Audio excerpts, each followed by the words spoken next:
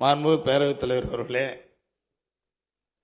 இந்திய திருநாட்டின் வரலாற்று சிறப்புமிக்க இந்த சட்டமன்ற பேரவை, தமிழ்நாடு என்று சொன்னால்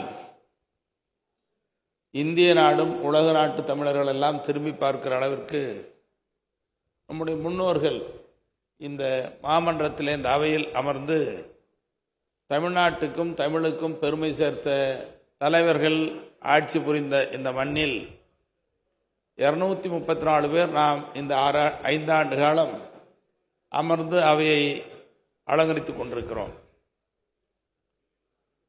பொதுவாக தேனினும் இனியனர் செந்தமிழ் மொழிய என்று தமிழுக்கு சிறப்பு உண்டு. உலகத்தின் மூத்த மொழி, உலகத்தின் மூத்த குடிமக்கள் என்று சொல்லப்படுகிற தமிழர்கள் செந்தமிழ் நாடு என்னும் போதிய நிலை என்ப தேன் வந்து பாயுது காய்து நிலை என்று பெருமைக்குரிய இந்த தமிழ்நாட்டில் 16வது சட்டமன்ற தேர்தல் முடிவுற்று நம்முடைய மாண்பு முதலமைச்சர் அவர்கள்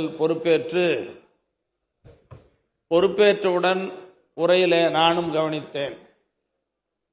முதலமைச்சர் அவர்கள் ஆற்றிய உரையில் இது எனது அரசு அல்ல, இது நமது அரசு என்று சொன்னார்கள்.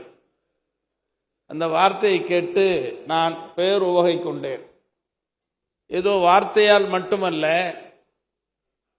எதிர்க்கட்சி வரிசையில் இருக்கிற இந்த ஜி.கே. மணி சார்ந்திருக்கிற பென்னாகரம் தொகுதியாக இருந்தாலும், அல்லது நம்முடைய எதிர்க்கட்சி தலைவர் மாண்புமிகு எடப்பாடி பழனிசாமி அவர்கள் தொகுதியாக இருந்தாலும், என் பக்கத்தில் அமர்ந்திருக்கிற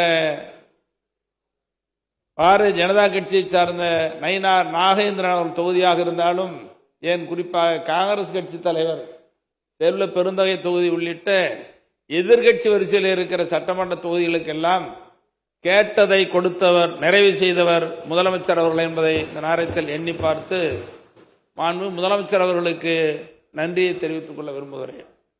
கட்சி மாச்சரியங்கள் இருக்கலாம், வேறுபாடுகள் இருக்கலாம், கொள்கைகளில் வேறுபாடுகள் இருக்கலாம்.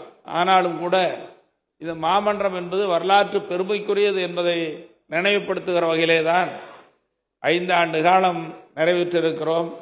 இன்று பிரிந்து செல்லுகிறோம். நான் கூட இந்த வாய்ப்பு கிடைக்காது என்று நேற்றே ஒரு பாடலை சொன்னேன். கல்லூரியில் படித்து விடுதியிலே படித்து வெளியேறுகிற நேரத்தில் பசுமை நிறைந்த நினைவுகளே பாடி திரிந்த பறவைகளே என்று பாடி எல்லாம் அங்கே உட்கார்ந்து பேசணும், பழகணும். எல்லாம் பிரிந்து போகிறோம். மனசுக்கு கஷ்டமாக தான் இருக்குது, வருத்தமாக இருக்குது.